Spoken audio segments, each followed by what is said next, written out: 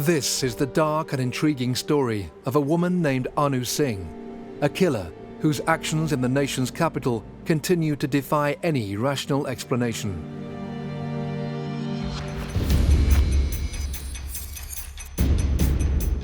You could not have written a more bizarre story. But was this strange tale a tragic crime of passion or something more sinister? You don't see murder very often occurring among the more privileged young people of the world. The scene that greeted the first responders offered little in the way of explanation. She grabbed hold of my forearm and said, "He had a lot last night." But the terrible consequences of an unthinkable act were clear for all to see. He took 2.5 days to die. He was tortured. The killing of Joe Cinque by his girlfriend Anu Singh was a crime that shook Australia.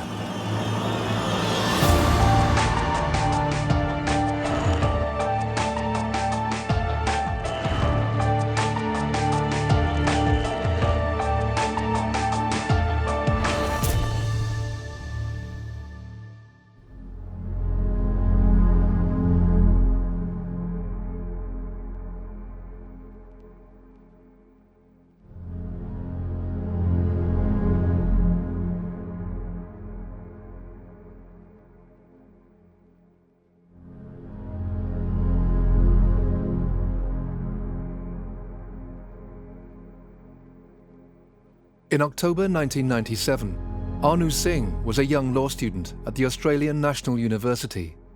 But her life was about to unravel. She would go from an intelligent, aspiring lawyer to a defendant on trial for an unusual and calculated murder.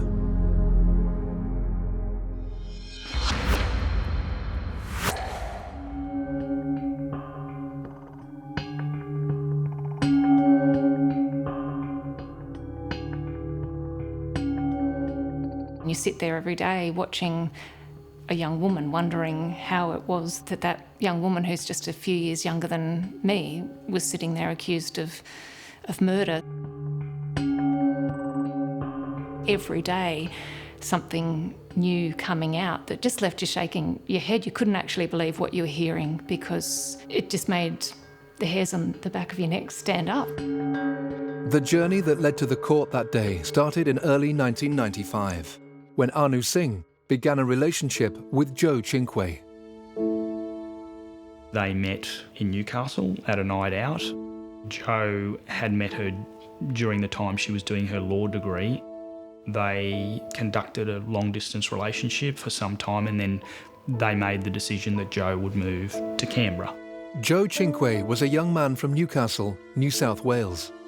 His parents, Maria and Nino, had moved from Italy and had worked hard to build a life in Australia. Growing up, Joe was a keen sportsman and successful at school. He was very vivacious. He was full of life. He was a real extrovert. He was someone who people were drawn to because he was just such a great guy. Apparently I was hyperactive. It's probably why that made me insane today. He graduated from university with a degree in civil engineering and soon after got a job at a firm in his hometown. He was always happy, always busy. He couldn't stay still. He just had to do 2 or 3 things at a time. I'm not saying this because he's not here, but he had a lot of friends, a lot of friends. He wasn't the type that he start fighting with people like that. He wasn't like that. Actually, if anything, he tried to calm people down. He never had a bad word to say about anyone, and I think that's what really magnetised him in terms of people just being drawn to him because he was essentially a good person. He wasn't someone who sought confrontation. He was always very social. He could always have a conversation with just about anyone, and I think that's why so many people just thought so much of him. By 1996, Joe and Anu's relationship had grown into something more serious, and to their friends, the couple appeared perfectly happy together. The impression I had with Joe and Anu and their relationship was, in the early stages, Joe was very taken by her. Initially, I think it was very physical, the attraction. Anu clearly is not a silly girl. She was studying law. I think that side of it and that academic, intelligence, I think also attracted Joe. So you combine those two things, and I think he was very taken with her. She was very dominant, she was very confident, and that's something that I think drew Joe to her like a moth to the flame. Anu Singh and Joe Cinque had been in what seemed to everybody to be a really loving relationship. Well, certainly that Joe Cinque was in love with Anu Singh. However, as time wore on, friends and family began to notice that the relationship was perhaps not all it seemed to be. The first time I met Anu was at a dinner. The impression I had of her was she was a strange girl. Conversations that we had during the dinner were about the afterlife. Do you believe there's an afterlife? What exists after this world, which is all well and good, but she also spoke about things such as her previous relationship and how intense it was with her previous partner to Joe. She said they were so close, it was almost incestuous. I didn't know how to react to that. It certainly seemed odd to me, and it was clearly odd to Joe as well, but he said nothing, but it was clear that he was uncomfortable. She just struck me as someone who was looking for a reaction, someone who liked to shock and make an impression. He really did seem dimmed by her. She was always in the foreground, leading the conversation, leading very strange discussions at times, and Joe was always in the background. And this was not the Joe that I knew, that I grew up with. When Joe met, I call the devil because she's worse than a devil, he wasn't himself anymore. She demanded too much of him. When I was talking with my son, she was talking somewhere else. Soon she saw my son, Joe, was talking to me, she came and grabbed Joe from his back and started to talk, kiss him, this and that. But not only once, maybe 4, 5, 6 times. We had a lot of argument on the phone because every night Joe came back from work, I made sure that the food was on the table to eat. We sit on the table eating and talking. And she used to call 10 minutes after we eat, and he stopped eating and talked to her for 1 hour on the phone, every night. Then I started to get very upset about that. Quite a few times, I went to that phone and I said, look, we eat at 6 o'clock in this house. Can you please ring at 7? Let him eat, and then you can talk all night. Joe changed very quickly when he started dating her, just due to her dominant personality. He either had to submit or he would never have survived 3 weeks with her. And that's what he did. I believe he changed in order to be with her because he really wanted to be with her. With Anu studying in Canberra and Joe living over 400 kilometres away in Newcastle, the relationship was becoming strained. After months of pressure, Joe finally relented and moved to Canberra to begin a new life with his girlfriend. We didn't want him to go there. We were so upset. We didn't want Joe to go down there. I was very angry with him. I said, why you want to live? You got your family, you got your friends, your job here. If Joe Cinque hoped the move to the capital would appease Anu and mend their frail relationship, he was wrong. Anu's personality was becoming more and more difficult for him to deal with. Anu Singh came across as a young woman who craved that attention from Joe, and that she was creating a drama in her own life that she could be the central character of, and Joe was feeding her need for attention. He was feeding her with compliments. He was feeding her with reassurance. But as time went on, she needed more. She had to up the stakes in the drama, because was Joe getting to a point where he wasn't buying into her drama anymore? Was he getting fed up with having to constantly be there to make sure she knew she was beautiful. And how many times can you say that to somebody before you get fed up with it and you get tired of it? You want someone to get help, but they won't. Not long after moving to Canberra, it seems that Joe was beginning to question his relationship with Anu. He was growing tired of the emotional roller coaster that was their life together, and he was making plans for a future without her. I caught up with him probably 2 or 3 times in Canberra, and the last time I caught up with him, he had just bought himself a new car. He had a real spark in his eye over the car, but I also got a sense that maybe there was a new chapter opening up for him, that he was starting to feel more positive about things. He had made a decision that within himself that it's time for me to go.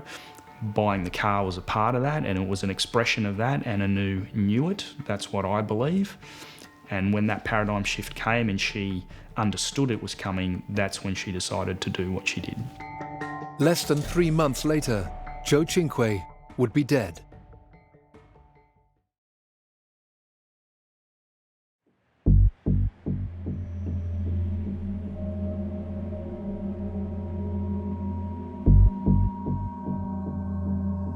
In 1997, Joe Cinque and Anu Singh were living together in a house on Antill Street in the suburbs of Canberra.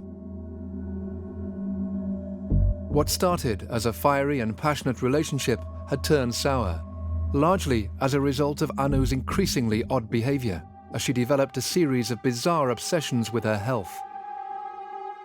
She was a very accomplished law student. She'd been an excellent student in high school and yet had laboured under a burden of mental health problems for years. Anu Singh has a history of being an attention-grabbing, attention-seeking girl at her high school, somebody who was more intent than others around her to attract attention in this way. She was focused on her physical appearance. She has a history of struggling when she left the environment of her hometown and went to university in Canberra. She had problems with eating disorder. She then developed preoccupations with her health.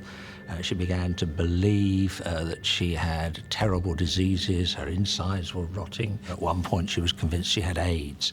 So she develops this sense of dying and falling apart, which is part of a depressive illness. She believed that she had a debilitating disease and that Joe, because he had suggested that she take Ipecac, which was a drug that induces vomiting, that she believed that Joe had caused issues with her health. Ipecac is a drug that helps you shed weight. At the time, Anu claimed that Joe had suggested to her that she take Ipecac because she was constantly complaining about her weight and that she was overweight. For me, this is completely and utterly incongruent with Joe. Number one, because he never took drugs, and number two, I'm sure he didn't even know what it was. Whether she just perceived she had illnesses or whether she was deliberately faking these illnesses, I guess that only she can know that. But Anu Singh's come to a point where she felt that her life wasn't worth living, that she was going to end her life and she was going to take him with her for his part in her deteriorating health. Whatever the reason, Anu Singh began planning the suicide pact, with her and Joe apparently ending their lives together. The first time that Joe's parents had a sense that something was terribly wrong was when Joe failed to make his regular Sunday phone call home.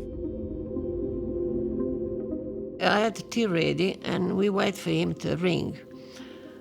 And he didn't ring. So around 5 o'clock, something like that, I rang him. And a strange voice answered the phone. I said, did I ring the wrong number? Who am I speaking to? And he said, sergeant or some police person. I said, what the police do in my son's place? He said, just a minute, please. At the same time, the police knock on our door. The police told, can you sit down, please? I said, what's going on here? And he said, it's about your son. As soon as I said that, I started screaming, please, don't say anymore. She killed him, did she? She killed him. Straight away I knew she did kill him. I started screaming, please don't tell me it's not true. It can't be true. That's when I knew it. It was a nightmare. Hasn't stopped.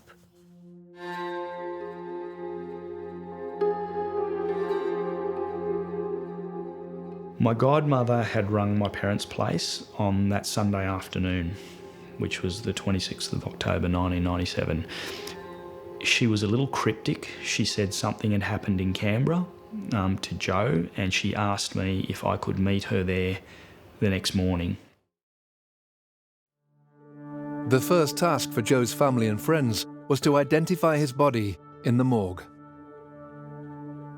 They pulled back the screen, and Maria was standing next to me, and Joe was on a stainless steel bed of some sort with just a slight purple vein running down the side of his face that was never there before, quite pale, hair pulled back, bare-chested, and was dead.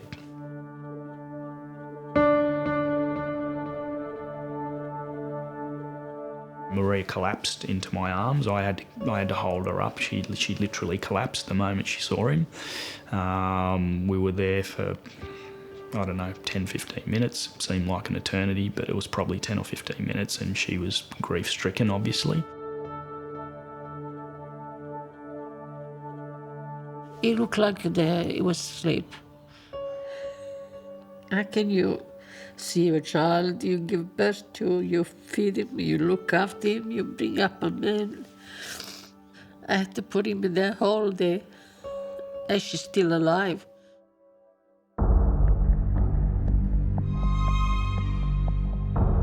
We then went back to the headquarters of the Federal Police, where they started to explain what they believe had occurred.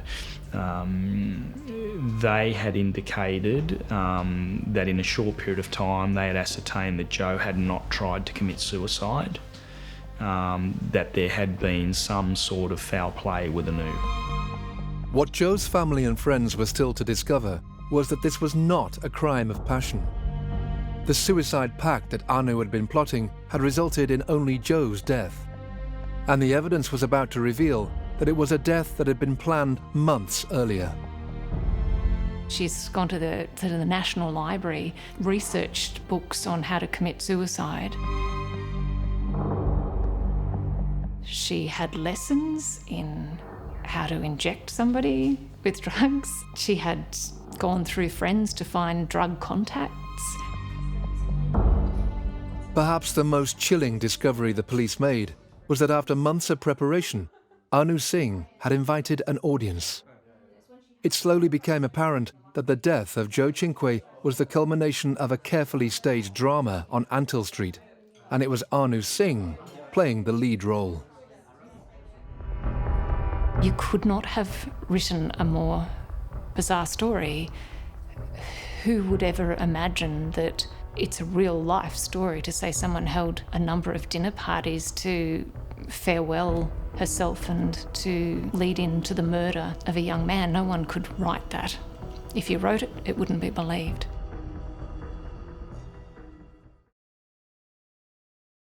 On the night of the 20th of October 1997, Anu Singh, a bright young law student living in Canberra, arranged a dinner party at the home she shared with her boyfriend, Joe Cinque. The aim of the party was as twisted as it was horrific. There was a general understanding among the party guests that they were going along to witness the lead up to a crime, and that this was going to be the night that Anu Singh was going to take her own life and take Joe Cinque's life in a suicide pact. I believe there was some discussion about the reason they were there amongst some of them, but Joe was never aware of the reason for the party.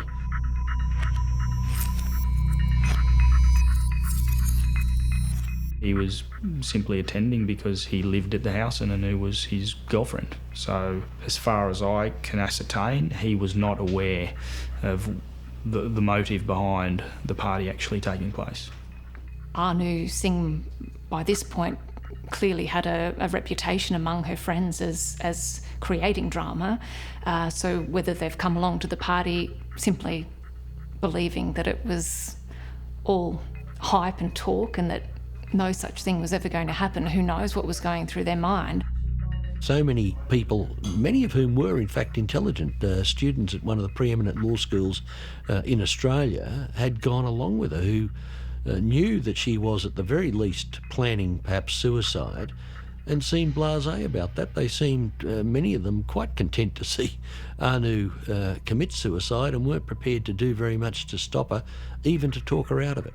I think the thing that concerned us as investigators was how a culture had existed where people could actually attend a party knowing that a death was going to occur, whether it was by murder or by suicide, and how people thought that it was okay to attend a party knowing that someone was going to die.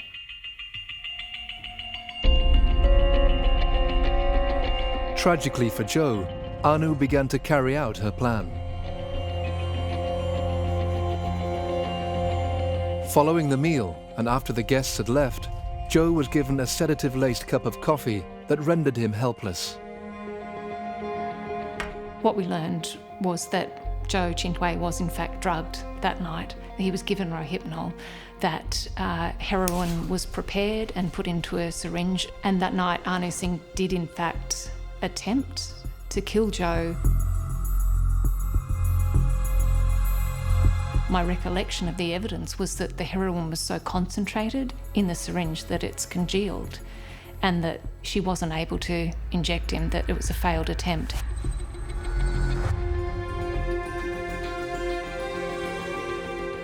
Jo Cinque woke the next morning with little more than a severe hangover, an effect of the Rohypnol he had been unwittingly drugged with. The previous evening, Jo and Anu had been surrounded by friends at a dinner party, and all of the guests were well aware of this abhorrent plan. So why did no one intervene?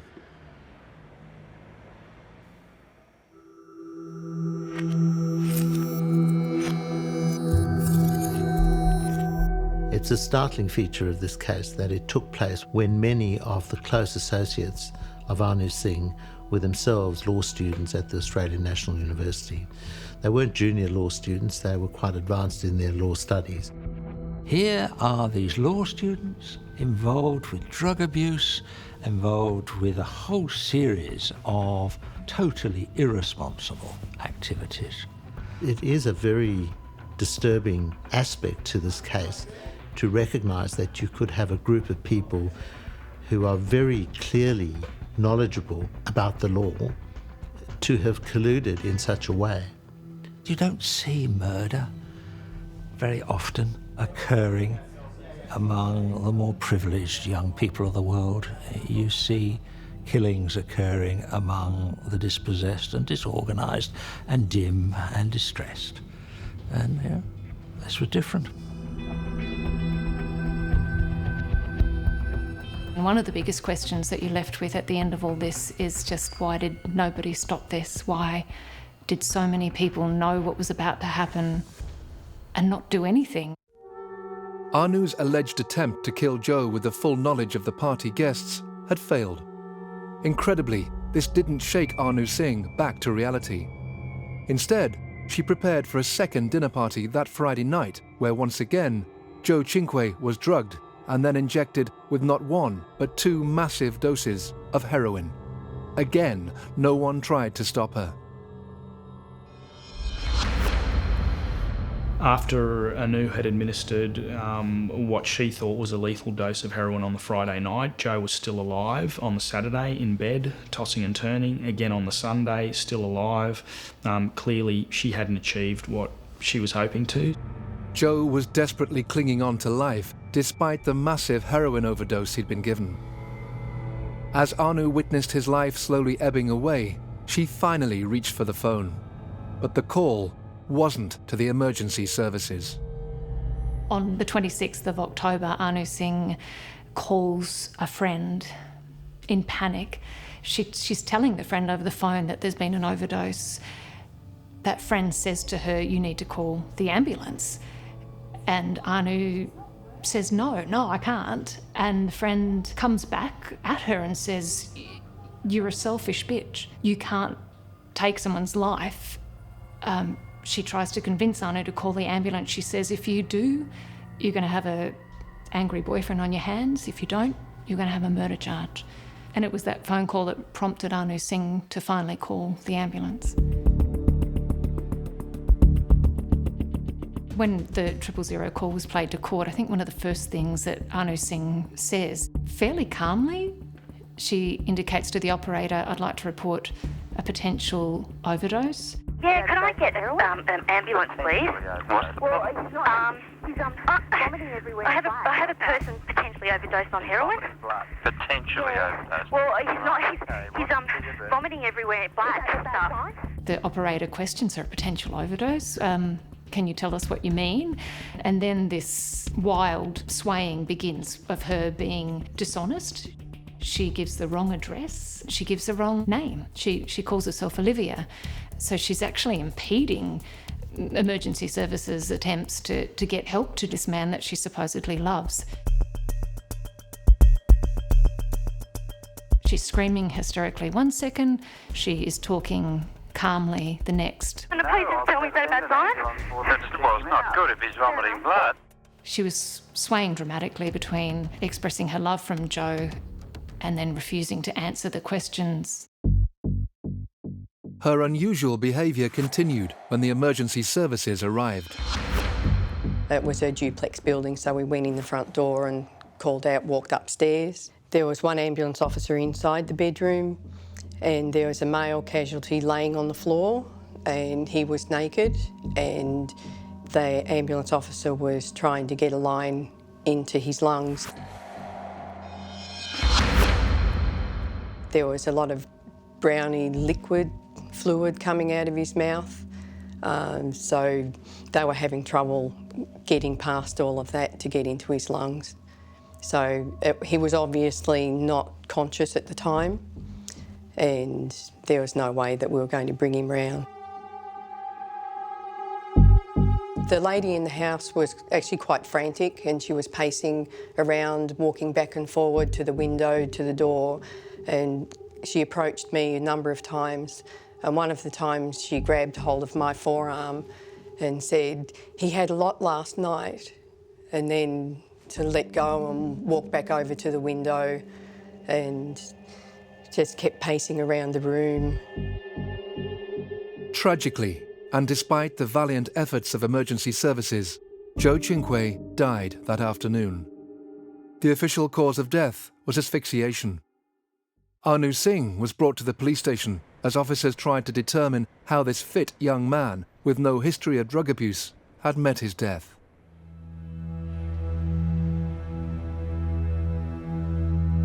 I arrived at the police station, and when I saw Anu Singh, she was dressed in a flimsy white nightie.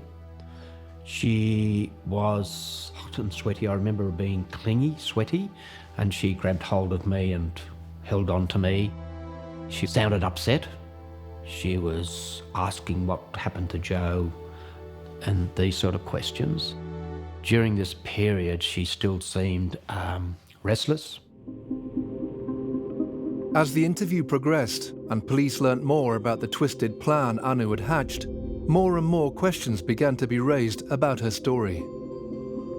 Talking to Anu about the suicide pact that was to occur, the question was often raised why she didn't continue through the suicide herself. Why was it only Joe? And that question remains today. And she never really answered that question. There was no real answer to it at all. There didn't appear to me anyway to be any sorrow in her voice. She was at points sobbing, but at no stage do I remember having to give her tissues or anything to wipe tears away. Anu Singh's claim to the emergency services that Joe had died as a result of an overdose was quickly ruled out. She was charged with his murder that very same day. As detectives continued their investigation, an unexpected twist in the bizarre series of events emerged. Police began to realize that someone else could have been involved in the death of Joe Cinque.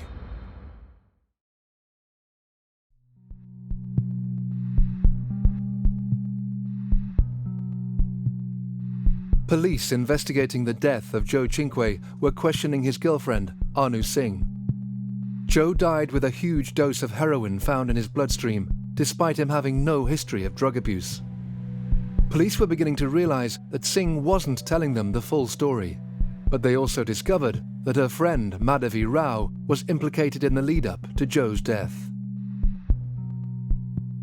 It's been suggested that Anu's friends just didn't do enough to do something to stop her crazy plans. I formed the view that Anu had no friends, not in the real sense. She had people she knew from university, people she'd run into. Madhavi Rao was her friend in some respects, but Madhavi Rao was just her shadow. Madhavi Rao trolled around after her. She was in awe of Anu Singh. And she, too, just was swept up in the madness of what she was saying and what she was doing and planning. We were aware that she was a very good friend of Anu Singh's at that time and had involvement in the preparation of the crime. I had been to the library with Anu Singh, had looked up how to inject heroin with other people. She'd been involved with purchasing the Rohypnol, and also her main involvement was preparing the parties, because Anu Singh at that stage really hadn't got people to come to the party. It was left to Madhavi Rao. She was the main person who got the party goers together, so to speak. Following the police investigation, it was determined that there was sufficient evidence to charge both Anu Singh and Madhavi Rao with murder. They initially stood trial together in October 1998, but after 4 weeks, due to a legal technicality, the joint trial was abandoned. Now each woman would face a separate trial. Both exercised their right to trial by judge only. In Canberra, it was the right of an accused to opt for a judge-only trial. Anu Singh's personality, in some respects, was behind the decision to elect for judge-alone trial. I thought it would be very difficult to call her to give evidence in her own defence if that became necessary. She was not someone I thought a jury would find very attractive. Anu Singh chose not to give evidence in her trial, meaning the court would not hear her version of events. I never had a full proof of evidence from her. I had instructions in relation to aspects of the case that I particularly needed, because I needed to cross-examine witnesses and put positive propositions to them. But at no stage, my recollection is, did I have a comprehensive from start to end narrative from Anu Singh herself. Anu Singh's mental health at the time of Joe's death dominated the trial. To what extent did it play a part in the tragic events of the 26th of October, 1997? The Crown case against Anu Singh was that her acts were deliberate acts of murder. They were premeditated, they were cold-blooded, and that she had made a long and detailed plan with a view to bringing about the death of her partner. But when it came to the motive was a bit thin on the ground. The most they could point to in large measure was that Anu thought in some way she had been made ill by some advice that Joe had given her to take ipecac syrup. And when you started analysing the alleged motive, it fed completely and utterly into the notion that she was mentally unwell. She had the wherewithal to procure the heroin. She had the wherewithal to procure the Rohypnol. She had the wherewithal to plan not one but 2 dinner parties. So looking at that whole assemblage, she knew that doing what she did would result in death. There was, in my view, no doubt that this woman had a significant mental disorder, which had been troubling her on and off for a number of years. This is why they went for diminished responsibility, not for insanity. I mean, her responsibility was diminished by the depression. It wasn't removed by the depression. Yes, this woman planned and carried out a killing. Yes, this woman told other people that she was going to kill this man. So there was very clearly a knowledge of what she was doing. The diminished responsibility simply says that the nature of this disorder was one which affected her judgment and affected other aspects of her mental function. The judge accepted the defence had established that at all relevant times Anu was suffering from an abnormality of mind. He found that she was suffering from a borderline personality disorder of at least moderate, if not a greater extent, that she was suffering from depression, that she had an eating disorder, and all of those things meant, in his judgment, that her responsibility for the acts were very substantially diminished. As well as trying to establish Anu Singh's mental state at the time of the killing, the court also faced another question. Just how was this tragedy allowed to happen in the first place?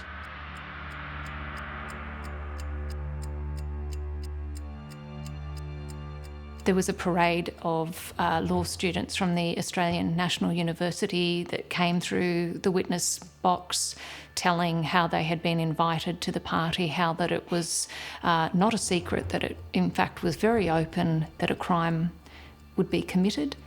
These people were questioned time and time again, why didn't you do anything about this? And I don't know that anybody ever got a satisfactory answer from any of those witnesses as to why on earth didn't anyone do anything to stop them.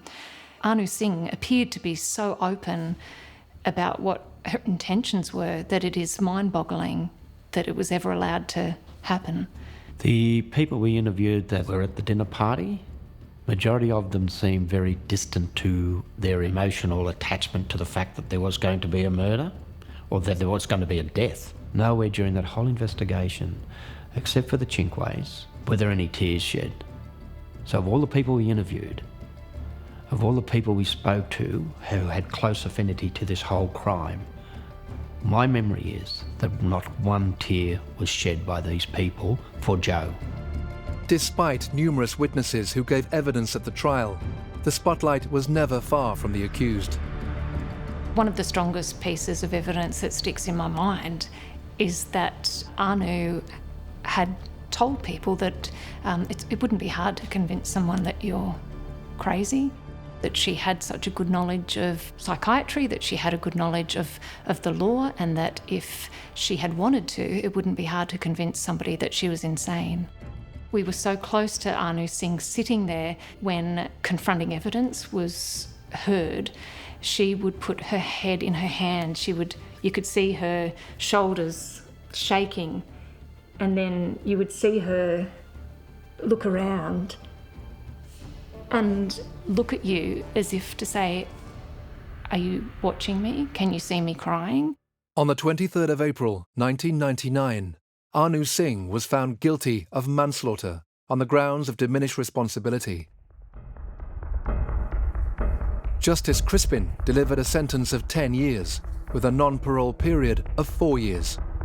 Given the time that she had spent behind bars during the trial, she would serve just 18 months.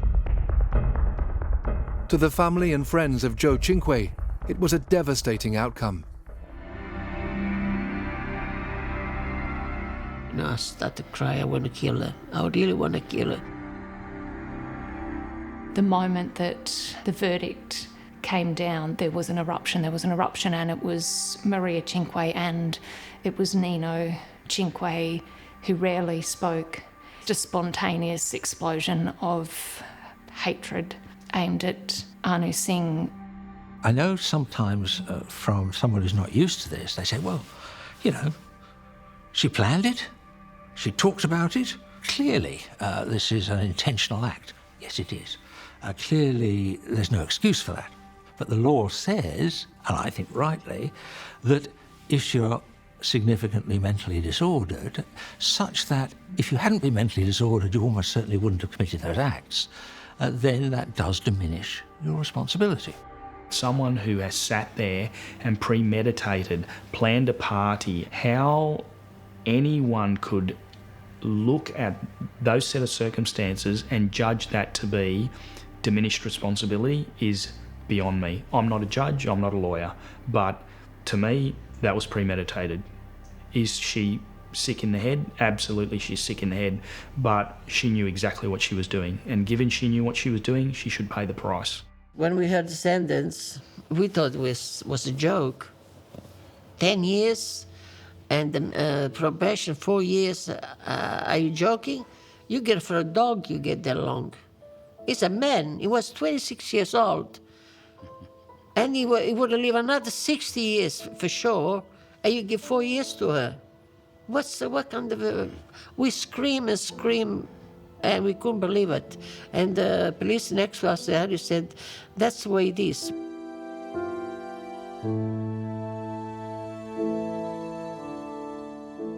What the evidence pointed to us as police was a contrived crime.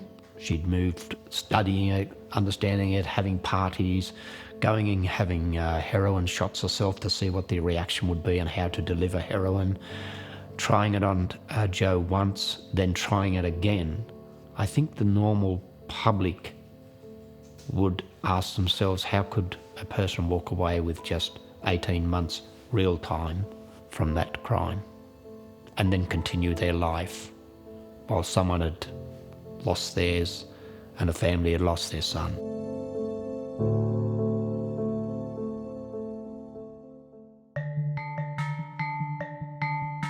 Following the completion of Anu Singh's trial, it was the turn of her friend and alleged accomplice, Madhavi Rao, to face justice.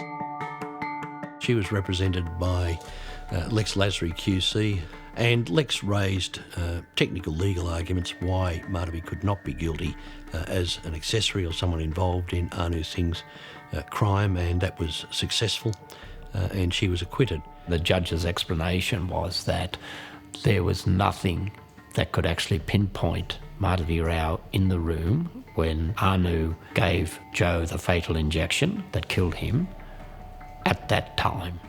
I think people were astounded, and people still are astounded. I don't know if there's more unanswered questions in relation to the trial of Madhavi Rao than there is Anu Singh. At least Anu Singh got found guilty, where this other person, where evidence had been produced that she had been with Anu Singh, that Madhavi had been helping her find material at the library, had personally bought the Rohypnol, who had went round and had spoken to people about going to the party, how that person could walk away. And I think this is part of the enigma of all of this. How does Anu Singh get found guilty, no matter what the sentence was? And how did this other person walk free? That question is just another reason why Joe's family and friends remain so frustrated with the justice system in Australia, and why today they still struggle to deal with their loss. The injustice that is associated to his death again overlays all this. The fact that the Cinque family feel absolutely betrayed by the justice system in Australia. The fact that there has been really nothing close to what they would call adequate justice for what she did.